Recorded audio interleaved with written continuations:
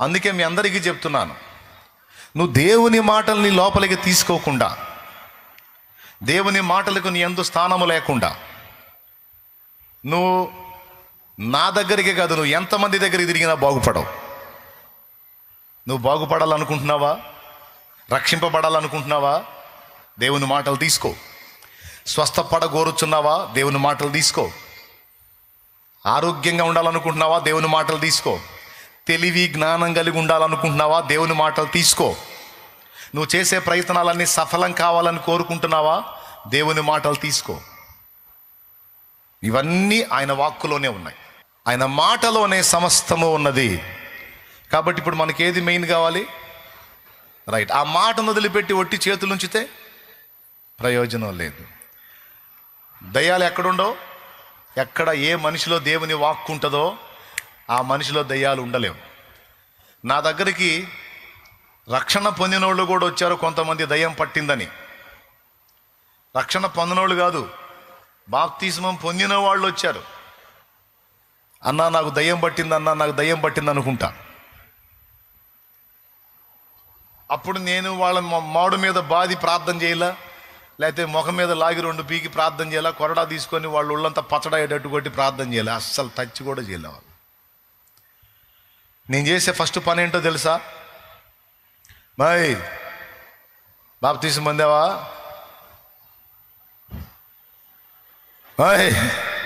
పొందావా? పొందా. ఎప్పుడు పొందావు? కళ్ళు తెరవు. ఎప్పుడు పొందావు? కళ్ళు తెరిచి చెప్పింది 4 ఏళ్ళు అయింది. 4 అయిందా? 4 ఏళ్ళు అయింది. చదువుకున్నావా? ఇంటర్ చదివా. ఎంత చదివావు? ఇంటర్ చదివా. సరే అబ్బాయి బైబిల్దా తీ. నీలో ఎవరున్నారంటున్నావు నువ్వు? దయ్యం ఉందంటున్నావు. సరే, బైబిల్ ప్రకారం రక్షణ పొందిన వ్యక్తిలో ఎవరు ఉంటారో చూద్దాం దా అని రెఫరెన్సులు చూపించి ఆ వ్యక్తి చేతే చదివిస్తా. నేను చేసే పని అది. పట్టుకొని తూత్రి భాత్రి జాత్రి అని తలగాయ పెట్టి బాధేదే ఉండదు. మనం దేవునికి స్తోత్రం. హల్లెలూయా. ఉన్న సంగతి చెబుతున్నా. ఇప్పుడు నేను అలా హడావుడి చేసేదో పోయింది పో అని పంపించాను అనుకో, ఆ మనిషిలో వాక్యం లేదనుకో, ఆ పోయిన చుట్టం మళ్ళీ వచ్చింది. అది ప్రాబ్లం. ఎందుకు ఇంత టైం తీసుకోవటం, ఎందుకు ఇంత రిస్క్ చేయటం అంటే, నా దగ్గరకు వచ్చిన వ్యక్తికి ముందు వాక్యంతో నింపడానికి ప్రయత్నం చేస్తా. వాక్యంతో ఆ వ్యక్తిగా నింపబడే పని అయితే పోయిన దయ్యం, వెళ్ళగొట్టబడిన దయ్యం ఇక మళ్ళీ రావడానికి లేదు. నేను చదివిస్తా. ఏం వచ్చినా చదివిస్తాను తెలుసా? నువ్వు బాప్తీసం ఎన్ని ఏళ్ళు అయింది? 4 ఏళ్ళు. ఏం చదువుకున్నా? ఇంటర్ చదువుకున్నా. సరే, కళ్ళు తెరు చూడు. అపోస్తలుల కార్యములు 2వ అధ్యాయం 38వ వచనం. బాప్తిస్మం పొందిన వారికి ఎవరు అనుగ్రహించబడ్డారో చూడు. పేతురు, మీరు మారు మనసు పొంది పాప క్షమాపణ నిమిత్తము ప్రతివాడు యేసుక్రీస్తు నామమున బాప్తిస్మం పొందుడి, అప్పుడు మీరు పరిశుద్ధాత్మను వరము పొందుదురు. అది బాప్తిస్మం పొందిన వ్యక్తికి ఏమనుగ్రహించబడింది? పరిశుద్ధాత్మను వరం అనుగ్రహించబడింది. క్రీస్తు రక్తము చేత కడగబడి బాప్తిస్మం ద్వారా పరిశుద్ధ పరచబడినటువంటి నీలోనికి పరిశుద్ధాత్ముడు ప్రవేశించాడు. అందరూ వినండి. ఇంకా బాప్తిస్మం పొందకుండా ఇక్కడ ఎవరైనా ఉంటే వాళ్ళు కూడా వినండి. బాప్తిస్మం పొందక ముందు నీ పాపాలన్నీ నీ నెత్తినే ఉంటాయి. బాప్తిస్మం పొందినప్పుడే పాపములు కడగబడతాయి. అపోస్తలుల కార్యములు 22వ అధ్యాయం 13, 14 వచనాలు అనుకుంటా. ఒకసారి చూడు. 7వ వచనం నుంచి కిందికి చదువు. 22. నేను నేల మీద పడి సౌలా సౌలా 13, 14 వచనాలు చూడు ఒకసారి. సౌలా సహోదర. అది ఆ మొక్క వినండి. బాప్తిస్మం పొందనోళ్ళు వినండి, పొందినోళ్ళు వినండి, పొందనోళ్ళు కూడా వినండి. 14 చదువు. అప్పుడు అతడు, మన పితరుల దేవుడు తన చిత్తమును తెలుసుకునుటకును ఆ నీతిమంతుని చూచుటకును ఆయన నోటి మాట వినుటకును నిన్ను నియమించి ఉన్నాడు. నీవు కన్నవాటిని గూర్చియు విన్నవాటిని గూర్చియు సకల మనుషుల ఎదుట ఆయనకు సాక్షివై ఉందువు. గనుక నీవు తడువు చేయుట ఎందుకు? లేచి ఆయన నామమును బట్టి ప్రార్థన చేసి బాప్తిస్మం పొంది నీ పాపములను కడిగి వేసుకొనుమని చెప్పాను. అదయ్యా, బాప్తిస్మం పొంది పాపాలు కడిగేసుకో అన్నాడు. మీరు చెప్పండి, అందరు చెప్పండి. బాప్తిస్మం పొంది, సౌండ్ పెంచండి. ఏమండి, నీరసం నాకండి, మీకు కాదు. ఏందండి, పెంచండి, సౌండ్ పెంచి చెప్పండి. బాప్తిస్మం పొంది, వాళ్ళు చెప్పట్ల, నోరే తెరవట్లేదు. అందరు కలిసి చెప్పండి. బాప్తిస్మం పొంది పాపాలు పాపాలు పాపాలు అనుందా లేదా? బాప్తిస్మం పొంది కడిగేసుకో అంటే, పొందకపోతే నెత్తినే ఉంటాయిగా. ముందేం చేయాలి? దానివల్ల ఏం జరిగిద్ది? ఎప్పుడైనా కంచం కడుక్కోకుండా అన్నం తిన్నావా? తెప్పాల కడుక్కోకుండా వండావా? వాళ్ళకెళ్ళి చూస్తున్నాను, మీరు కదా. అంటే వాళ్ళలో కూడా ఉండొచ్చు, దాన్నే ఉంది. కానీ ఆమె పుట్టింటికి పోయినప్పుడు వండుకోక ఏం చేస్తాడు? దేవునికి స్తోత్రం. తెపాళ్ళ కడగకుండా వండుతారా? కొత్త ఇంట్లోకి జాయిన్ అయ్యేటప్పుడు ఇల్లు కడుక్కోకుండా ఇంట్లోకి ఎంటర్ అవుతామా? ఫస్ట్ చేసే పని ఏంది? అంతకుముందు వేరే వాళ్ళు అద్దెకుండి పోయారండి, ఇప్పుడు మనం ఉంటున్నాం. ఫస్ట్ చేసే పని ఏంది? ఇల్లు కడుక్కుంటాం. అలాగున పరిశుద్ధాత్మ దేవుడు మనలోకి రావడానికి ముందు చేసే పని ఏంటంటే, ఆయన మనల్ని యేసు రక్తంతో కడుగుతాడు. బాప్తిస్మం పొందటం ద్వారా పాపాలు కడగబడతాయని చెప్పాడు. మరి ఇంకా పొందకుండా నువ్వు పైన ఎన్ని చేస్తే మాత్రం ఏమి లాభం? అవునా? మన తమ్ముళ్ళు ఉన్నారు కొంతమంది, మాల వేసుకున్నారు 41 రోజు, యేసు ప్రభు మాల వేసుకున్నారు. నేను అంటున్నాను, 41 రోజు నిష్టగా ఉండి తర్వాత మళ్ళా నువ్వు లోకానుసారంగా జీవించవచ్చని బైబిల్లో ఎక్కడా లేదు నాన్న. నేను అంటున్నాను, వేసుకునే మాల ఏదో లైఫ్ లాంగ్ వేసుకో, దాన్ని బాప్తిసం అన్నారు. ఇప్పుడు ఈ మాల వేసుకొని 41 రోజు దీక్ష తీసుకొని తర్వాత వదిలేస్తే దానివల్ల వనుగూరే ప్రయోజనం ఏమీ లేదు. కానీ ఏదో అందరూ వేసుకున్నారు, నేను వేసుకున్నానన్న ఆనందం తప్ప దానివల్ల ఎలాంటి బెనిఫిట్ ఉండదు. కానీ యేసు ప్రభు మొదట ఏం చెప్తున్నాడో ఆ మాట విను. ఏంటంటే, బాప్తిస్మం పొంది టోటల్గా క్లీన్ అవు. అది పర్మనెంట్ సొల్యూషన్ నీ పాపానికి. 41 రోజు నీతి బతుకు అది మన సమస్యకు పరిష్కారం కాదు. ఏదో ఆత్మానందం పరమానందం అన్నట్టు, దానివల్ల ప్రయోజనం లేదు నాన్న. అయినా వేసుకున్నావు. నేను అంటున్నాను ఏంటంటే, ఎటుగుడి దేవుని కొరకు నీతిగా బతకాలని దీక్ష పూనేవు గనుక అదేదో బాప్తీసం తీసుకో. నువ్వు బాప్తీసం పొందావా? ఇక ఈ పై దీక్షలు అవసరంలా నీకు. ఆల్రెడీ నువ్వు దీక్షాబద్ధుడవే, నువ్వు పరిశుద్ధుడవే.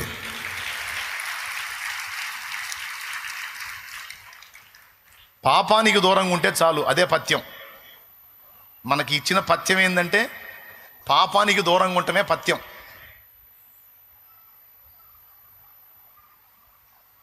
ఇక నువ్వు కింద పండుకో, నేల మీద పండుకో, చెప్పులు లేకుండా తిరుగు. ఒకటికి పోయి వచ్చినప్పుడు ఒక పని చేయి, రెండుకు పోయి వచ్చినప్పుడు నీళ్లు పోసుకో. ఇవన్నీ ఏం లేవు. స్తోత్రం. ఇవన్నీ ఏం లేవు. డైలీ ప్రార్థన చేసుకో, వాక్యం చదువుకో, పాపానికి దూరంగా ఉండు, పరిశుద్ధతలో బతుకు. అద్భుతం కాదు?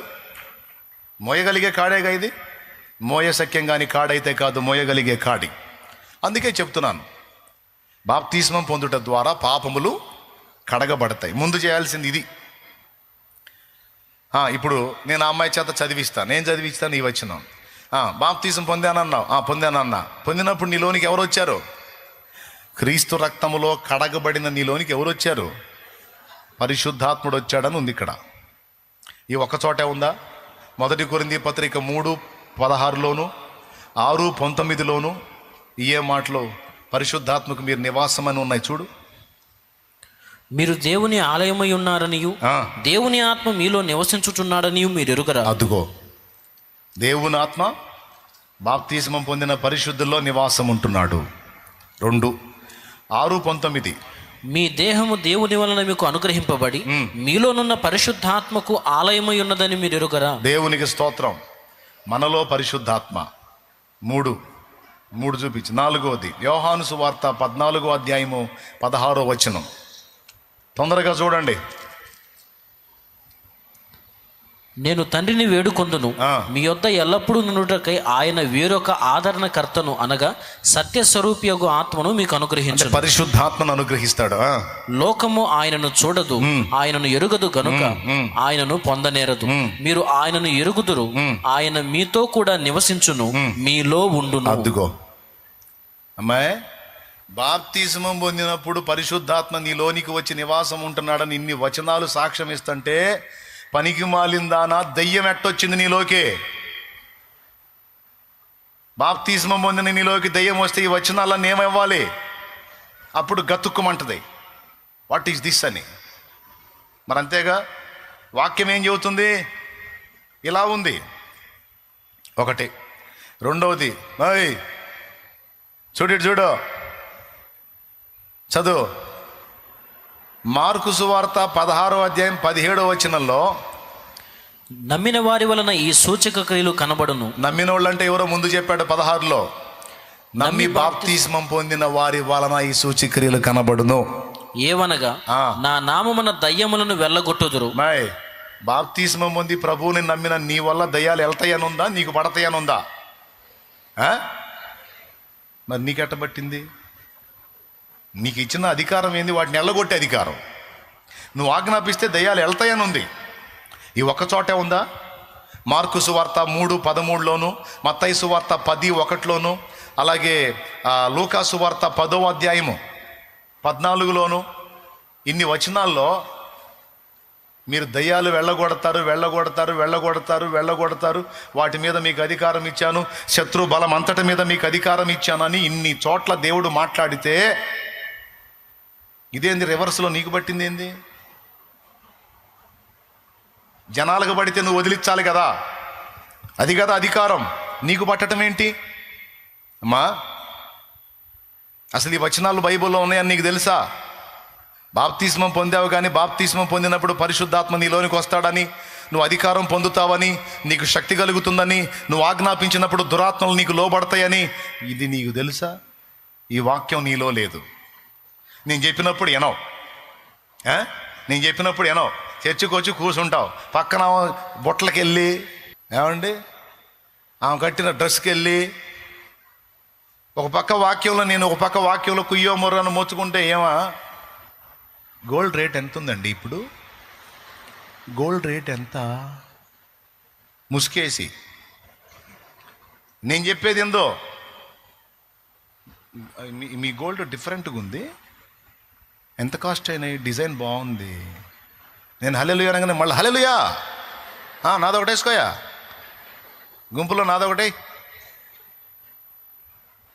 ఆ పక్కన చెప్పింది అనుకో, వాక్యం జరుగుతుంది కదా, వాక్యం వినండి అంటే, వాక్యం వింటానే ఉంటానండి నేను, వాక్యం ఎందుకు ఉంటాను, అల్లే బాగుంటేను ఈ మాట అందని ఇంకో కాకెళ్ళి చూసిద్ది. అరే దృష్టి పెట్టి అసలు ఆడు ఏం చెబుతున్నాడు, ఆడి షాప్ ఏంది, అది వింటే నాకు వచ్చే ఉపయోగం ఏంది, నేను ఎంతవరకు మైండ్కి తీసుకోవాలి, లోపలికి పోవాలిగా వాక్యం. త్రోవ పక్కబడ్డ విత్తనాల్లాగా త్రోవ లాంటి హృదయం పెట్టుకుంటే ఎట్టబోయిద్దండి వాక్యం. ముళ్ళ కంపల్లాంటి హృదయం పెట్టుకుంటే ఎట్టబోయిద్ది వాక్యం. రాతి నేల వంటి హృదయాన్ని పెట్టుకుంటే ఎట్టబోయిద్ది వాక్యం. వాక్యం లోపలికి పోకపోతే ఎట్లా బాగుపడతావు, ఎట్లా జయం పొందుతావు? నువ్వైనా నేనైనా ఆ వాక్యం ద్వారానే కదా జయ జీవితం మనకి. పోనివ్వాలి కదండి దేవుని వాక్యాన్ని లోపలికి. ఎక్కడెక్కడ చెత్తతో నింపుకున్నావు హృదయాన్ని, అనవసరపు విషయాలతో నింపుకున్నావు, సినిమా స్టోరీలతో నింపుకున్నావు, సీరియల్ స్టోరీలతో నింపుకున్నావు, పనికి మాలినటువంటి సెల్ ఫోన్ చెత్తతో నింపుకున్నావు. సైతాను కుట్రదే. దేవుని వాక్యంతో, దేవుని వాక్కుతో నింపబడాల్సిన మన హృదయాన్ని ఈరోజు సెల్ ఫోన్ అందుబాటులో తీసుకొచ్చి అందులో అనేక విషయాలు చూపించి ఎక్కడెక్కడి చెత్తంతటితో కూడా మన హృదయాన్ని నింపుకునేటట్టు చేస్తున్నాడు వాడు. అందుకే నిష్ఫలులంగా, ఫలశూన్యులంగా, బలహీనులంగా అయిపోయాం మనం. మళ్ళా చర్చిలో పాట ఎత్తుకుంటే చాలు, పాల వంటిది జుంటి తేనె వంటిది. ఎవరికమ్మా? నీకు సెల్ ఫోన్ అమ్మా అది. ఎందుకు రాశారు భక్తులు ఆ పాట? వాక్యపు విలువ మనం గుర్తుపెట్టుకుంటామని.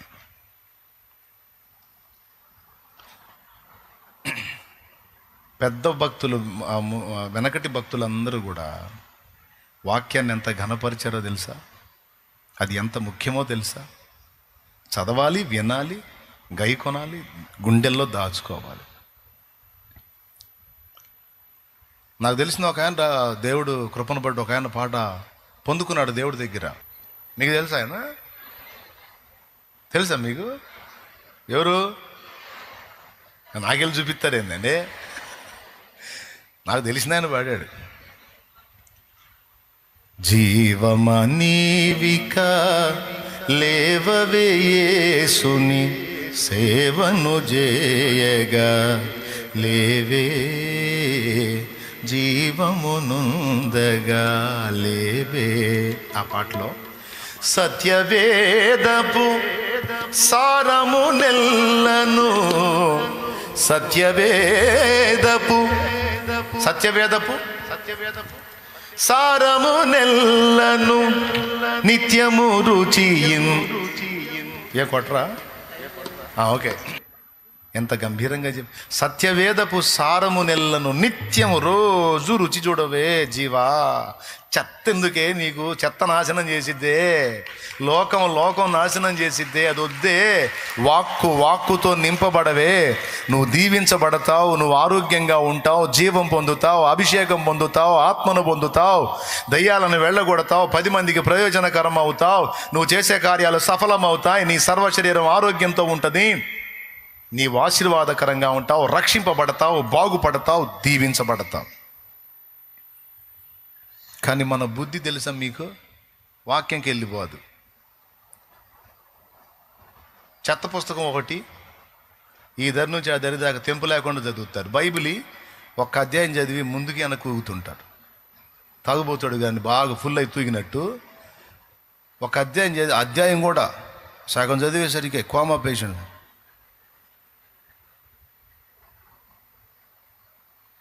పూర్తిగా 2 అధ్యాయాలు చదివించండి, చదవండి. మీ శరీరం చేత, మీ కళ్ళ చేత అబద్ధాలు ఆడకుండా నిజం చెప్పండి. తూగుడు వచ్చిద్దా రాదా? షో చేయొద్దు, నిజం చెప్పండి. ఎంతమంది ఒప్పుకుంటారు? చేతులు ఎత్తండి. అదే వేరే నవల ఒకటి చదువు, వేరే చెత్త పుస్తకం ఒకటి తీసుకో, కళ్ళు వెలుగుతూ ఉంటాయి, గుడ్లు బయటకు వస్తుంటాయి. 3 గంటలు సినిమా చూడు,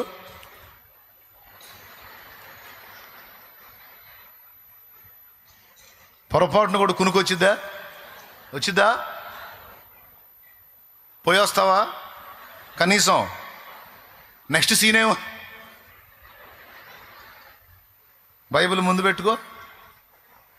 1 అధ్యాయం 2 అధ్యాయం చదవటం అప్పటికే పిర్యం, రేటు. 2 అధ్యాయాలు ఏడిస్తే అనుకునేదని మంచం ఎక్కేది. హృదయంలో ఫీలింగ్ ఏం తెలుసా? 2 అధ్యాయాలు చదివా ఈరోజు, అసలు నేను వాక్యం చదివా. పిర్యం అంటే తెలుసా? బాగా రేట్ అని. దేవునికి స్తోత్రం. ఏం బతుకులండి మన బతుకులు, ఎక్కడండి బాగుపడేది? కానీ ఉన్న సత్వ సారమంతా వాక్యంలో ఉందని ఉంది. చర్చ అనక చెయ్యా లేకపోతే వాక్యమా? ఎంతమందికి అర్థమైంది? ఇప్పుడు నిలబడతారా?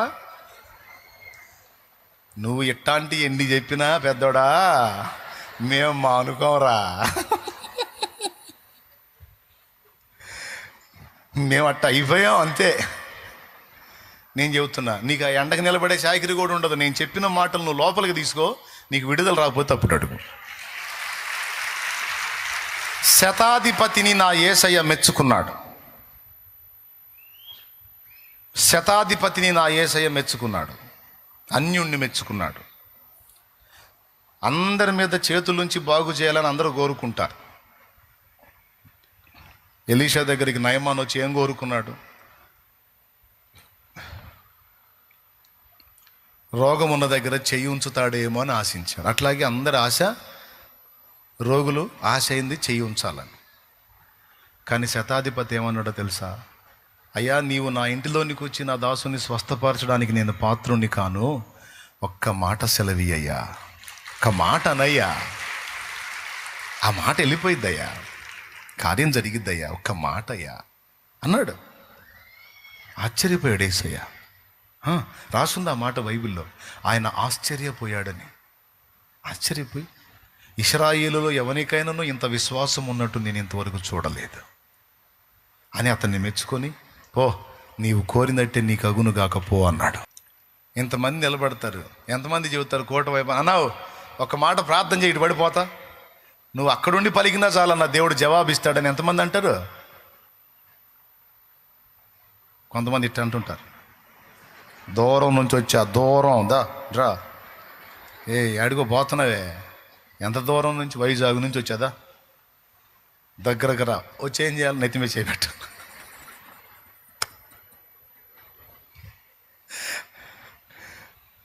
ఏమండి, దేవుని బిడ్డలుగా వినండి. నేను మీ మీద చేతులు ఉంచటం కాదు, మీరు ఇతరుల మీద చేతులుంచి అధికారం పొందారు, అది విషయం. మీరు ఆ పిల్ల చేష్టలు ఎప్పుడు మానుకుంటారో, మీరు ఎప్పుడు పెద్దోళ్ళు అవుతారో, ఎదుటి వాళ్ళకి మీరు చేతులుంచి ప్రార్థన చేసే స్థాయికి ఎప్పుడు ఎదుగుతారో. మళ్ళీ ఇంకో వింతైన విషయం చెప్పనా? చేతులు ఉంచటమే అన్నాడు, మళ్ళీ చేతులుంచి ప్రార్థన చేసినప్పుడు స్వస్థత పొందేదని లేదు. జస్ట్ టచ్ చేస్తే చాలా అన్నాడు. మీరు చేతులుంచినప్పుడు స్వస్థత పొందుదురు. అపోస్తలులు నూనె రాసి చేతులు ఉంచారు, అంతే, తగ్గిపోయింది. దేవుడు నీకు నాకు మనందరికీ ఇచ్చిన అధికారం, దేవుడిని ఎరగని అన్యజనులకు మనం తాకుట ద్వారా స్వస్థత కలిగింది. చప్పట్లు కొట్టారు కానీ నిజంగా ఎంతమంది సీరియస్గా తీసుకున్నారండి ఇది? నేను చెప్పింది బైబిల్లో ఉందా లేదా? మీరు చేతులు ఉంచినప్పుడు రోగులు స్వస్థత, ఎవరు అందులో? పాస్టర్లు చేతులు ఉంచినప్పుడు అని ఉందా? నమ్మిన వారు చేతులు ఉంచినప్పుడు అని ఉందా? అస్సలు ప్రియులారా, నా శోభ ఏందో మీకు అర్థమయ్యేటట్టు 2 ముక్కలు చెబుతా. మీరందరూ అట్టంటోళ్ళులాగా తయారైతే సమాజం మొత్తం ఉజ్జీవింపబడిద్ది. అది నా బాధ, నా బాధ అది. ఇంతమంది ఇతరులకు కార్యాలు జరుగునట్లు చేతులుంచి ప్రార్థన చేసే శక్తి పొందిన వాళ్ళైతే, అలాంటి వాక్కు కలిగిన వాళ్ళైతే, అలాంటి వ్యక్తులైతే మీ సమాజాలన్నీ మీ దగ్గరికే వస్తాయి. అక్క ప్రార్థన చేయవా? అన్యులు వచ్చి కూర్చుంటారు నీ దగ్గర. అక్క ప్రార్థన చేయవా? చేతులు ఉంచవా నా మీద? అక్క నా బిడ్డకి బాగలేదు అక్క, చెయ్యి ఉంచవా? అక్క నా బిడ్డకి దురాత్మ పట్టినట్టుంది అక్క, గద్దించవా? ఇంతమంది విశ్వాసులు ఉన్నారు. ఎవరన్నా మీ ఇంటి పక్కన వాళ్ళు ఎప్పుడన్నా నీ దగ్గరికి వచ్చారా? ఆ స్థితిలో నువ్వు ఉన్నావా? పరిశుద్ధాత్మను కలిగి ఉన్నానన్న స్పర్శ నీకుందా? పరిశుద్ధాత్మ నీలో ఉన్నాడన్న నిశ్చయిత నీకుందా? నువ్వు రోగిని తాకినప్పుడు నీలో నుండి పరిశుద్ధాత్మ వారిని స్పర్శిస్తాడన్న నిశ్చయత, విశ్వాసం నీకుందా? ఉంటే తప్పకుండా నీలో ఉన్న ఆ పరిశుద్ధాత్మ, నీలో ఉన్న యేసు యొక్క ఆత్మ ప్రజలకు అర్థమవుతుంది. అందుకే నువ్వు వస్తున్నా పోతున్నా లేచి నిలబడి మరీ నిన్ను సన్మానిస్తారు అన్ని జనులు. నువ్వు వస్తున్నా పోతున్నా నీకు వందనాలు చెప్తారు. ఎందుకు? ఆ దైవత్వం నీలో కనపడింది కనుక నీకు వందనాలు చెప్తారు.